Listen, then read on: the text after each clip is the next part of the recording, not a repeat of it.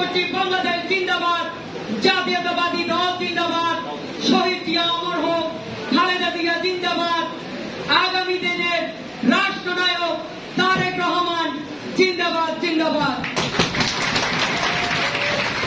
সম্মানিত নেতৃবৃন্দ, এই পর্যায়ে অনুষ্ঠান পরিচালনা করবেন হাফেজ মাওলানা নেসার উদ্দিন। পরিচালনা করার জন্য এখানে আসার জন্য অনুরোধ করছি।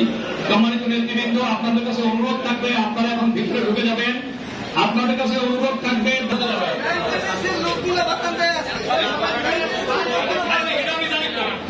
সম্মানিত নেতৃবৃন্দ, আপনাদের অনুরোধ করছি সবাই ভিতরে ঢুকে যান।